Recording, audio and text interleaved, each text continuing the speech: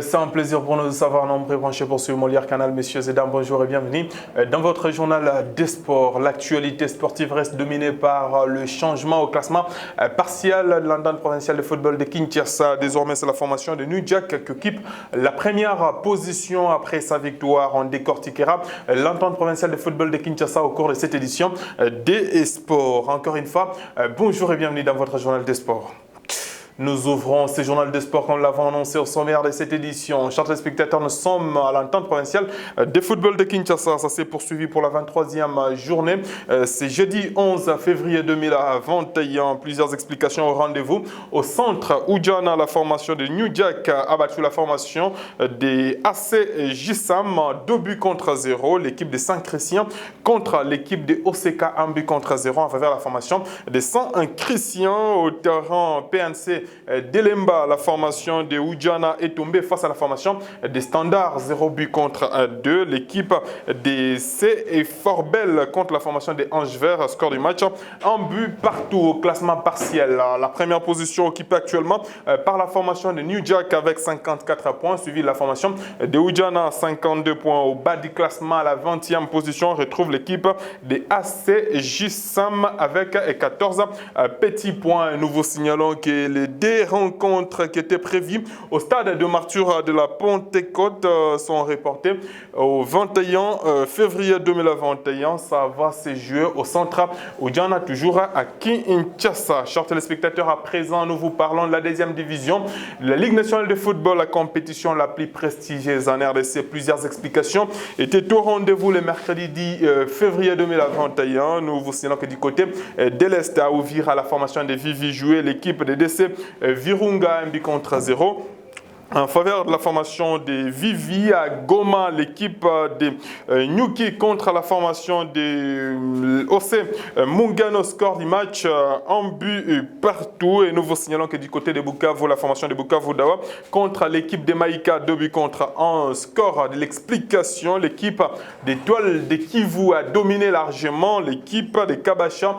Score de l'explication 6 buts contre 0 dans la zone de développement centre-sud. Plusieurs explications également étaient au rendez-vous. La formation de Kilimandjaro contre l'équipe de l'AS Bantou, un but partout. CK contre la formation de Manika, un but partout. La formation de ACK contre Chinkunku Sangabilembi, score du match, un but partout également. Nous vous rappelons que le mardi 9 février, la formation de Océan Pacifique dominait l'équipe de Monsillon à la maison, score du match, 2 buts contre 3 en faveur de la formation Kassayan. Au classement partiel de la deuxième division de la zone centre-sud, l'équipe de l'IS Panda B50 reste leader avec 34 points, plus 17 comme goal average. À la deuxième position, on retrouve la formation des Toiles Jaunes avec 25 points, plus 13 comme goal average. À la troisième position, l'équipe des Manika de Colosi occupe cette position avec 25 points. Au bas du classement, à la 15e position, New Soldier de Lubumbashi avec 5 points, 11 comme goal average. À la dernière position,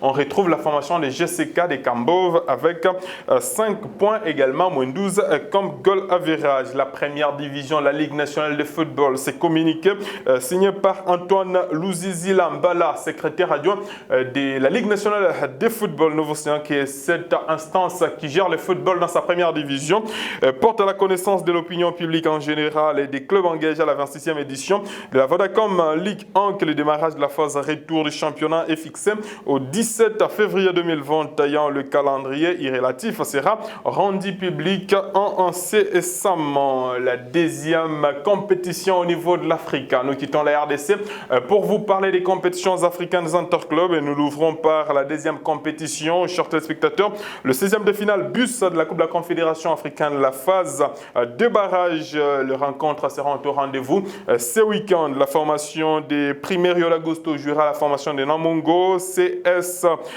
Sfax jouera la formation de l'AS Kigali. Kana de la Zambie jouera la formation des TAS. L'équipe des Al-Ali Bangazi croisera la formation des Daring Club Motema Pembe. Ça sera le 14 février 2021. RC Abidjan croisera la formation des Pyramides FC, toujours pour le barrage D et la Coupe de la Confédération africaine. African.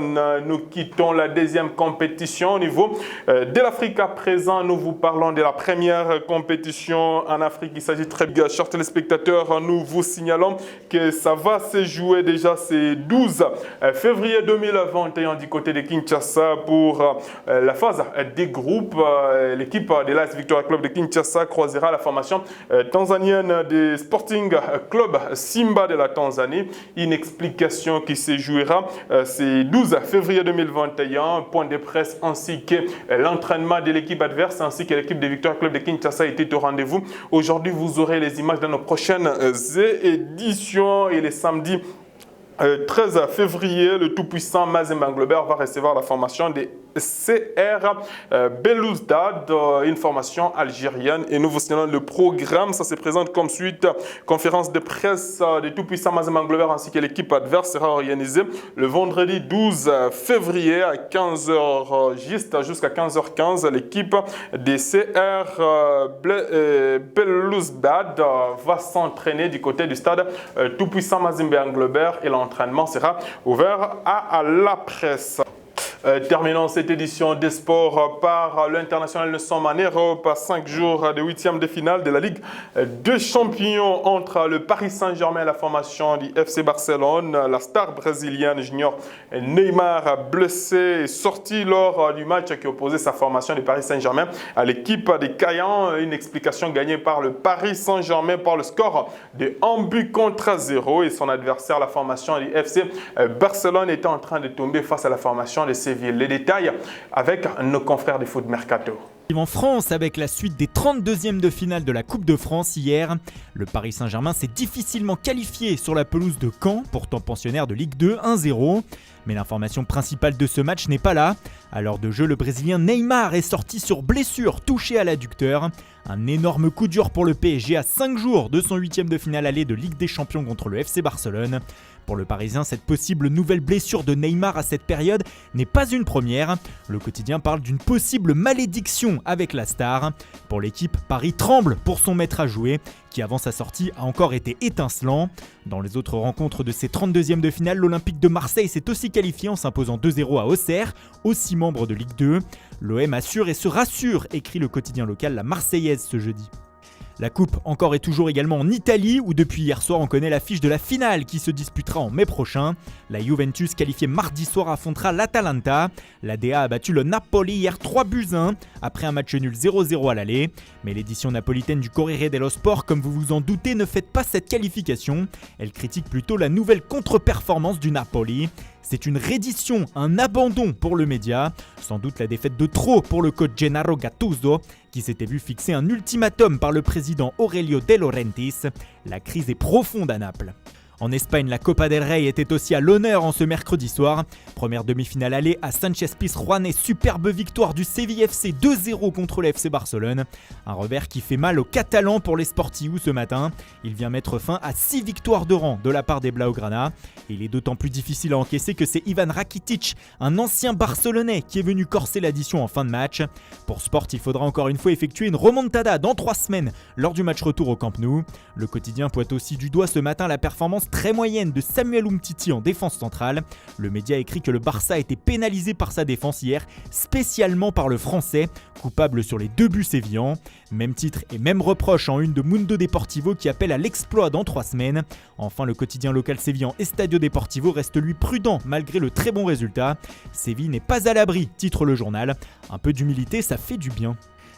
C'est la fin complète de cette édition de Sport sur Molière Canal. Pour ceux qui nous ont pris diffusion en cours, nous vous signalons que désormais, en l'entente provinciale de football de Kinshasa, c'est la formation de New Jack qui occupe la première position après sa victoire sur la formation des J et Sam par le score de 2-0. L'équipe compte actuellement 54 points au classement partiel de l'entente provinciale de football de Kinshasa. La Ligue nationale de football, nous vous signalons que le démarrage de la phase retour est prévu au 17 février 2021. Chers téléspectateurs, nous et vous, on se retrouve très prochainement avec le même et réel plaisir. D'ici jusqu'à là, portez-vous très bien. Au revoir.